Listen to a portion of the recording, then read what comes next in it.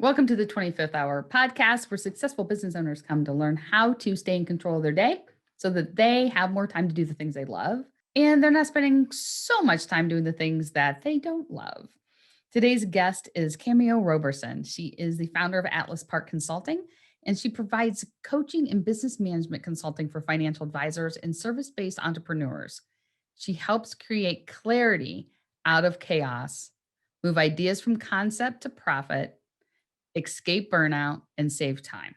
So you can imagine how much fun this conversation was. Listen in and see if you can't find something that you'd like to implement in your day.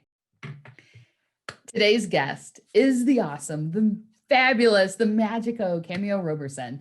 I am super excited that you are here. We've talked on and off the last couple of months, and finally here you are now on the podcast. So welcome. Thank you so much, Lisa. It's great to be here on the podcast. Now we're going to jump right in.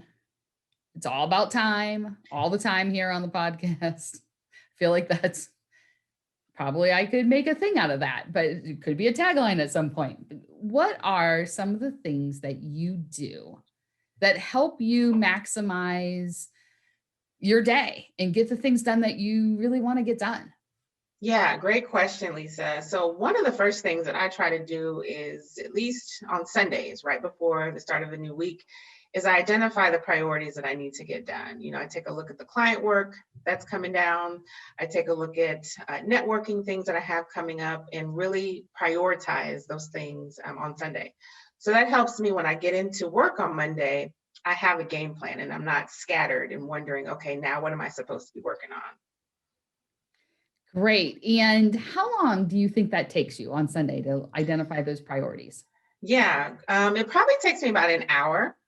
Takes me about an hour because there's a number of different things that I'm involved in, whether it's some pro bono stuff with some organizations I'm a part of, client work, the sales and marketing, as well as networking. So it's about an hour that takes me, and I just prioritize the top 4 to 5 things that I want to get done that particular week so that when I come in on Monday, I know where to spend my time. And do you then do any sort of planning each day, or is it just mostly on Sunday?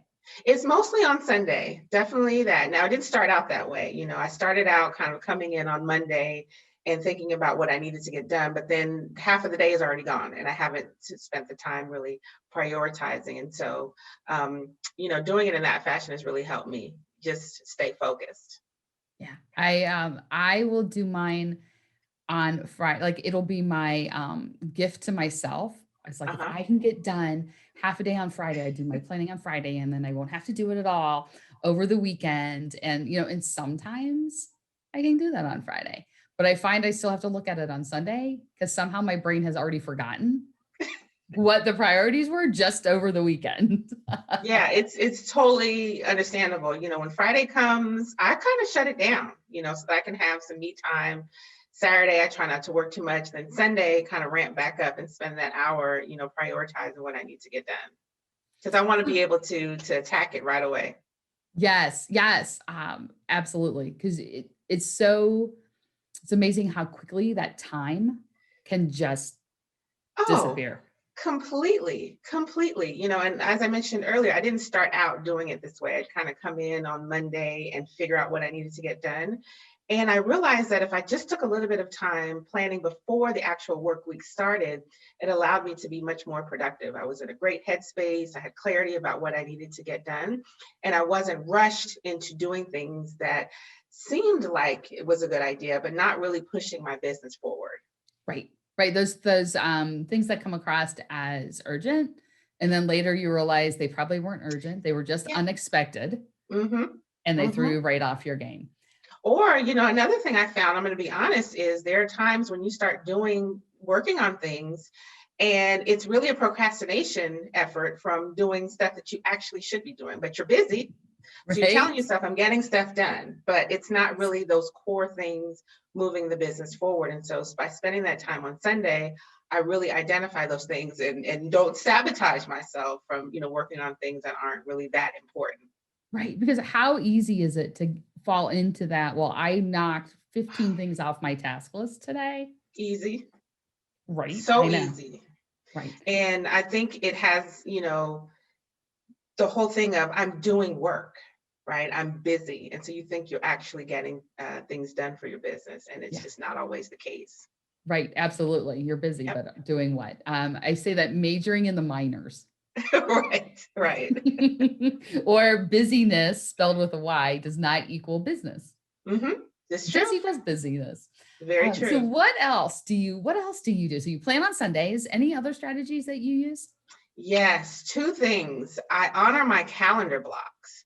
So when I go in on Sundays and kind of identify what I need to get done for that particular week, when I come in on Monday, I try my best to honor those calendar blocks because they're in place to keep me focused on what I need to do and also to streamline my time so that I can spend enough time, working on client work, spend enough time doing the whole sales and marketing piece, as well as the networking. And then the second thing that I do, and I live by this, is my calendar scheduler.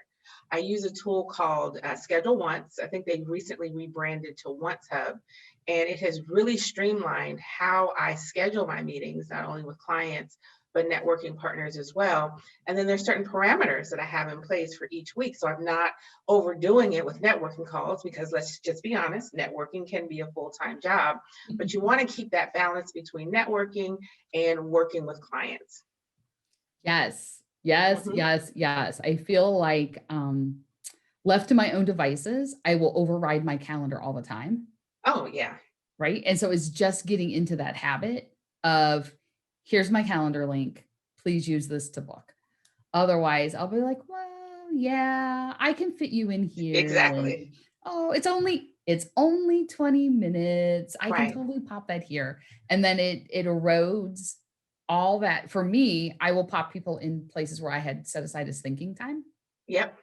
because talking to people is way more fun than the hard work of sitting there thinking about the big strategic things. And I'll just slide them in all over. So, and what did you say you thought Schedule Once had rebranded to? Oh, Once Hub. Once Hub. Okay. And they have a very robust calendar platform. And one of the things that I absolutely love about this tool is booking with approval. That may sound very simple and not such a big deal, but as you think about efficiency of your work week, right?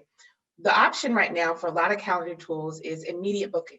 Anybody can get on your Hmm. calendar, right? And you come in on Monday and you're like, I have 10 calls with who am I talking to today, right? I know. Who is this? And it happens all the time. And it's one of those efficiency killers. And so I use booking with approval so that I have to come in and basically see who's requested, time to speak with me, and then pick one of the 2 days that they've offered as an option for them, and then confirm it. And what that does, it gives me a little bit more control of my calendar and also make sure I'm having the right types of conversations. Sometimes people will want to get on our calendar and pick our brain, and those are some, times that you can set aside for people. But do you want to spend your whole day spent talking with people who just want to get free information from you? Right. Probably not. Right. Well, it's that idea of why would someone else's goals be more important than your goals? Right. All right. So here's the question. You said Yes. honor the calendar. You put the Yes. blocks in and you honor them. And right before we jumped on, I had just shared with you that I had a block this morning that I did not honor and flipped it right off my calendar. And I do not say that with pride. I'm just being real. It happened. It What are does. some things you do to help you honor the blocks that you put in your calendar? Yeah, so I'm really specific with those time blocks. So instead of just saying, client work from 1 to 4 p.m., I will put in the name of the client. And if it's multiple clients, I'll put in 2 or 3 clients, right? So that I know exactly what type of work I'm going to be doing during that time block. So it's not just vague, but it actually has a purpose. And same with my networking. All of my networking calls now have the name of the person, and I've captured some information in advance. So I know what I'm going to be talking about, and not only be, honor the calendar blocks, but be prepared for those calls as well.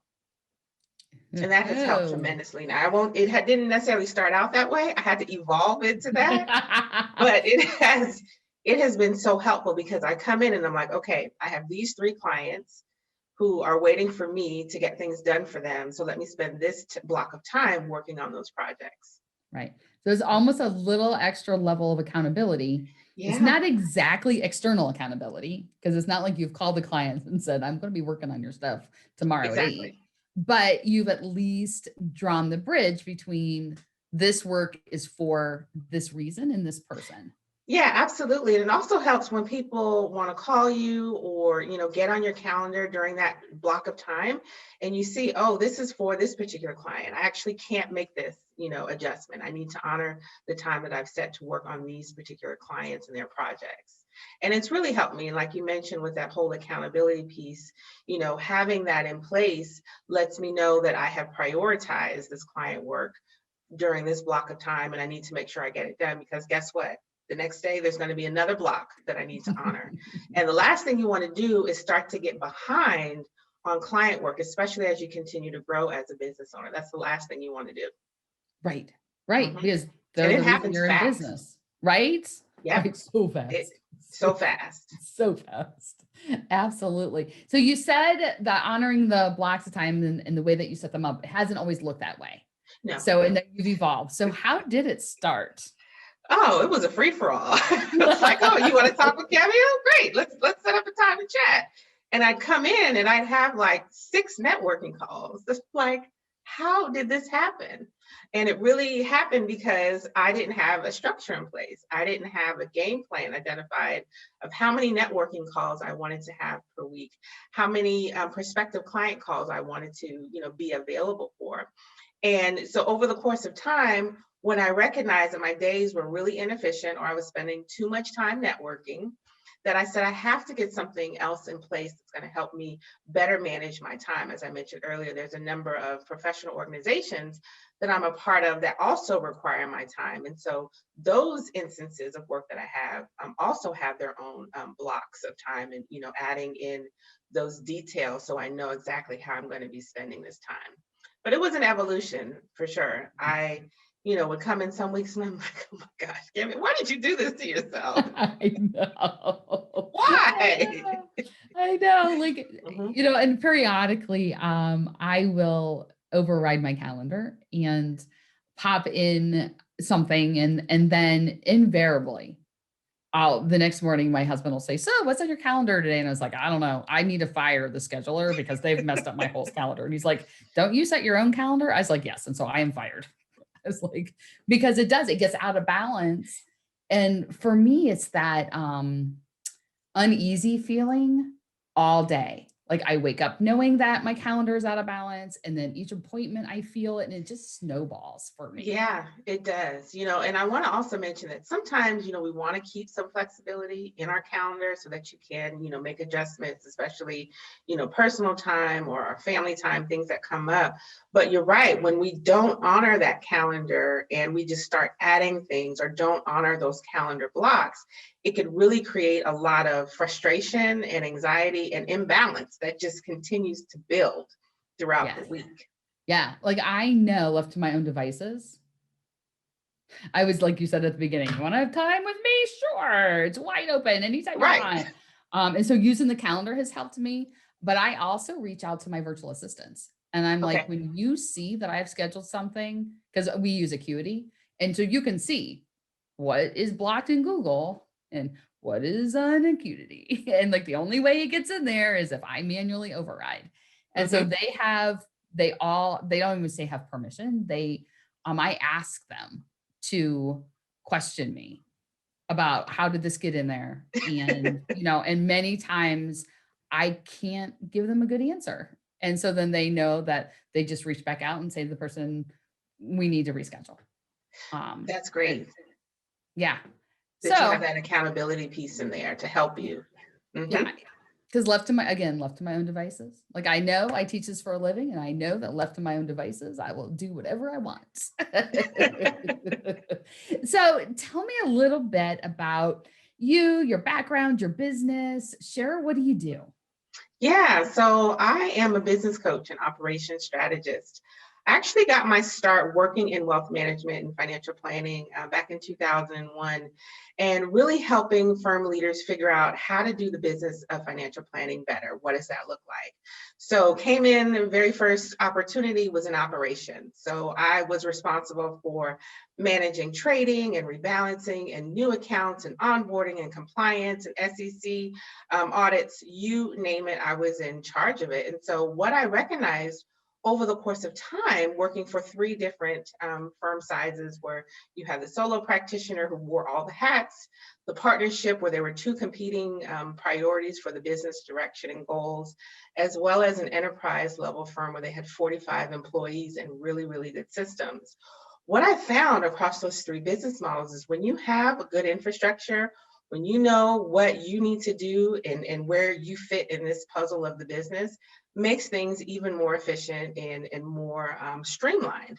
And so what I decided to do in 2018 was to launch Atlas Park Consulting as a way to help solo practitioners as well as firms with up to 10 employees really do the business of financial planning better. And so what we provide is really helping leaders clarify their business vision, move ideas from concept to profit, organize operations, escape burnout, and save time. And it's work I absolutely love because when you have really good systems, you're just able to streamline things much more efficiently and really put yourself in a position to scale. So give me an example of what like a really good system would look like for, say, solo. Yeah, so I have a great story for you. One of my clients, who is a solo practitioner, she recently launched her own firm and she was working for another firm prior to that. So she had 10 clients who said, I'm going where you're going. You tell me what I need to do and when you're open for business. Fantastic to have as a new business owner. Well, then she got interest from another 10 clients. And I then got involved in working with her, and she actually wanted to hit pause on that new business because she had 10 clients who she was initially working with, and then another 10. Now, can you imagine as a new business owner saying no to new business? So Right. then what I did, right, it's like crazy. Like that's the last thing you want to have Right. happen. And so then I got involved and really helped her clarify her client onboarding experience, right? And figuring out what she needed to do to serve her existing clients well as being confident in working with those new clients. And so when I say her onboarding process, what her prospective client meeting looks like, what she's doing to close that new business, what she then needs to do in terms of gathering information from the client to then onboard them into her systems, including her financial planning software and other platforms that she's using, and really creating this repeatable and predictable experience so that clients know exactly what to expect at each touch point, and she's confident in the services that she's delivering. And as a result of that, she did not say no to that new business and generated an additional $25,000 in 8 weeks because she had the system to support the new clients. Right. Like I think about when I started my own business. Mhm. Like I started it, I built a website and I was like, "Oh, okay, now all the clients are going to come flooding in." Like I built a website, so therefore they will all come. And I can't imagine having that influx at the beginning and then being like, "Oh, I think I have to back away and slow down." Mhm. Because like you start your business to serve clients. Like you don't want to pause it, 6 months in or a month in or however that looks. Yeah, absolutely. But it's so crucial that you figure out what your client onboarding experience should look like. Because when you create that system, you don't have to think about it when someone new comes in the door. You pull up your checklist, you pull up your workflows and say, okay, this is how I'm supposed to process someone. And then it's just a rinse and repeat system. But you have to get to the point where you're able to create those workflows. And that's an area that I help my clients in, so that when you go home at night, you've served those clients well, and you're not waking up in the middle of the night wondering, did you forget to send your ADV? Did you forget Right. to set up the billing? Did you forget to send them their welcome email? It Right. happens. Well, absolutely. And I think for many people, when they start their own business, they create those processes. And I know that I did as I learned. And so I would do something and then I'd create it and then I'd tweak it. But like I had to get in and do it Mm-hmm. a number of times. Whereas you can shortcut that whole piece. Like there isn't that trial and error piece because you already know what the process can look like. And so then you're like, okay, here, let's get it in at the ground level. Or I shouldn't only say at the ground level, but let's get it in and then use it versus do it on your own, figure it out, do it Mm-hmm. some more on your own, figure it out, and then come to me when it's not working and then I'll fix it. So like Yeah, there's exactly. I completely agree with, how you frame that. You got to get in there and try some things first, see what works. And even as your business grows and evolves, your processes may change, and that's natural, right? Mhm. Every Right. business owner doesn't always do things the same way all the time. But because of my experience of working in the profession and knowing that onboarding process very well, I can come in and say, hey, here's a framework for you to use. Start using this. And then as you continue to grow and evolve, and even processes change, as I mentioned, custodian requirements may change, software platforms may change. You at least have that infrastructure to work off of. And it Right. makes all the difference in the world. And not only that, it creates confidence in your client's experience of working with you because they'll say, oh my goodness, Lisa, you're on it. Yeah. You Like, covered everything. This right. is Or fantastic. And then they'll you start singing your praises to other people. Say, oh, you need to work with Lisa. She's amazing. I love it when they say, or my clients will come back to me and they're like, they said, my client said to me, you thought of this before I did. And I was like, yes, like that is to me, like that is the best compliment a client can give me is when they get that compliment from their client. Because then Hmm. I know, oh yeah, we've done what we needed to do to where you're anticipating their need Hmm. instead of reacting to their request. Yeah, that's a great segue, that reactive client service, which happens a lot with financial advisors. It's kind of a fly by the seat of your pants. And we're just kind of reacting. Every time a client calls, we get an email, we get a request, and we're just flying off and taking care of those things. How much more productive and efficient would you be with your day if you had a process to handle client requests that come in, or even if you have a team being able to then delegate those tasks to someone else. So you don't have to do everything yourself. Exactly. Well, and I'm even thinking as you're talking process, I'm thinking decision fatigue. Like it's so easy to make decision, make decision, make decision, make decision. Yet when we look at the way you plan on Sunday, it's to take away the decisions all week Yeah, long. yeah. And the way that you're working with clients to create out the process, it's so they don't have to reinvent the wheel or recreate or think, what's next? Did I get it all? Is all that, make the decisions on the areas that really matter, Hmm. not on the things Absolutely. that you can just follow. And you think about it, we all have so much mental energy every day, right? And if you're always spending your time thinking about what you need to do or how you need to onboard a client, you're taking away valuable mental energy that you can be used towards something else within your Yeah. business. Yeah. And you're able to, kind of conserve that mental energy by having a documented process, an operations manual, of how it looks within your firm to do certain tasks or do certain responsibilities. And it just makes life so much easier. But I will tell you that that is not the exciting aspect of running a business. Nobody usually gets into business to design process, create systems, and build workflows. It's just not what they signed up They for. don't. No, not at all.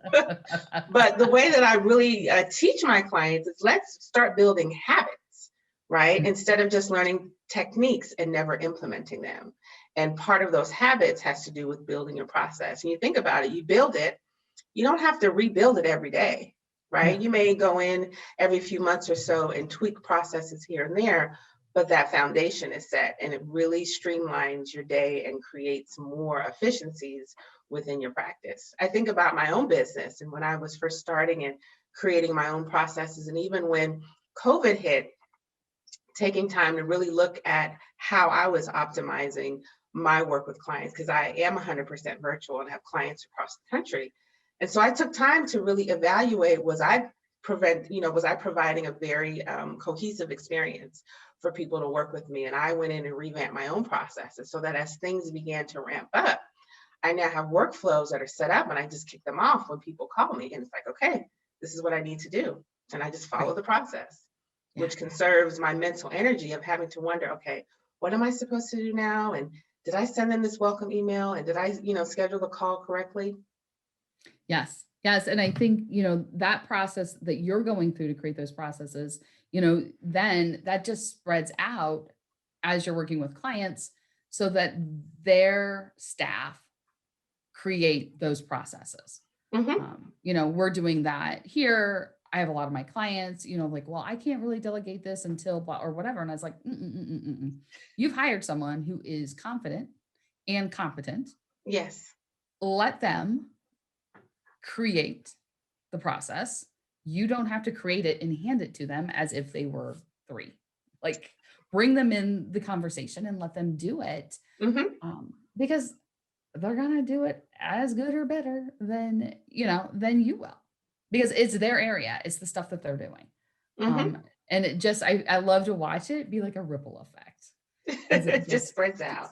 right. I know, because I It kind of did start my business to create processes in a way, because that's, similar to what you do. I mean, that's the type of work I love, is that sequencing and creating pieces. But like, most people are not like us, Cameo. I know that'll shock you. I know the irony, right? Right? Who would have thought? Who would have thought? It's like when I had a guest on before and we were talking about job descriptions, and we both got super excited. We're like, who would have thought we'd be bonding over job descriptions now? But it's the idea that all your expectations are laid out right there and you don't have to make all those decisions. Exactly, exactly. Yeah. And I think another thing that business owners should think about when they are creating these efficiencies and process is you're really creating a strong client experience, right? So your end client enjoys working with you and interacting with you, and the expectations are set in the beginning, which then communicates even more confidence and allows you to be proactive as well as honoring what you said that you were going to do in your engagement letter with that client. Right. Right. And like you said, then they refer you like crazy. Yeah. Like, and would you rather have clients coming to you because they can't wait to work with you? Or would you rather spend a lot of time and energy marketing and prospecting, and like, who doesn't want them just banging down their door because they were referred? Yeah. I mean, it's easy when that happens, but you got Mhm. to create the infrastructure and the environment to become referable like that. Right. Right. Because And it doesn't happen by accident. no, it doesn't happen Absolutely. by accident, not at all. And I also think about, the whole Starbucks experience. I'm a big fan of Starbucks. Hmm. And when I go, regardless of location, I'm greeted warmly. Cameo, what would you like to order? What else can I get for you? I get to the window, I make the payment. I'm greeted by a smiling barista who hands me my treats and says, have a great day.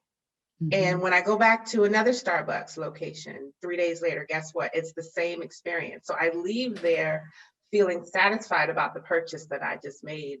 And so if we can think about creating those repeatable client experiences in our own practice, how Hmm. much more will our clients be raving fans of our services? And as you mentioned, refer us to others. Right. Right. I feel the same way about Chick-fil-A. Like you go Right? there, right? I know they're complimenting everyone, but I still feel special when they Yep. compliment me. Hmm. You Yes, do. yes, yes, yes.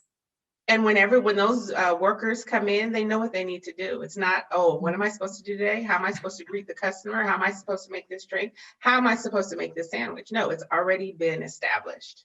So they just come in and follow the process. Right.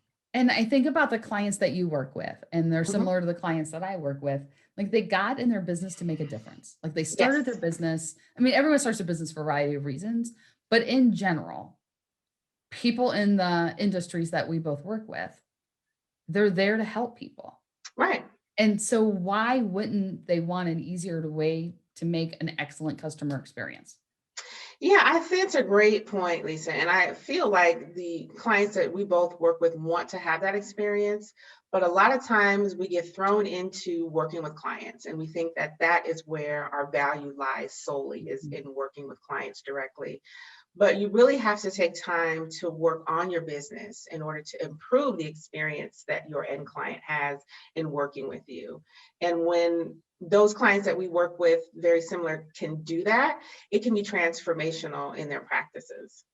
Yes, Mhm. absolutely. Yep. All right. So you've got all your work process and workflows in place, and you've planned and you're proactive and all these things are happening, which means you've created extra, I put in quotes, time, like that 25th hour. What do you like to do with it? Yes. So I will tell you what I love to do when I'm out of the office. Well, the first thing I do is I have dedicated out of the business days, and I Mhm. highly recommend doing that. So there's working in the business days and there's working out of the business days, and so I have two of those per month. And what I really enjoy doing is being outdoors. The weather now is really nice in Northern California, and so I enjoy being outdoors and being in the sun and spending time with family and friends. I'm also a big fan. I love Burmese food. And so whenever I get a chance to go and check out a new Burmese place, I'm there. I'm totally there. I love Okay. food. You're like, I love food. Mhm. Um, And just and really spending time, kind of relaxing as well. I'm yeah. also a big fan of going to the spa. So pre-COVID, went to the spa like clockwork every other month.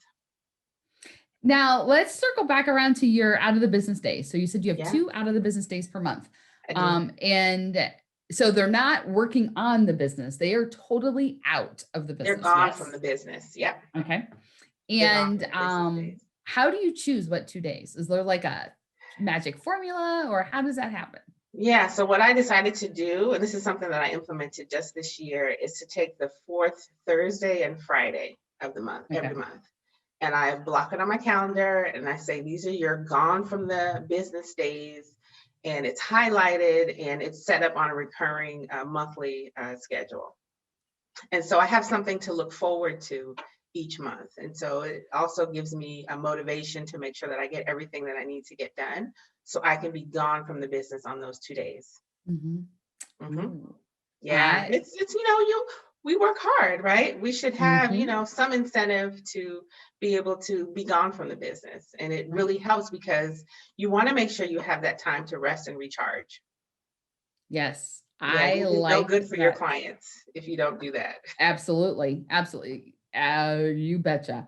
I'm liking that idea. Mhm. That may be something new I implement Yeah. in my business. Oh my goodness, I love this. I love this.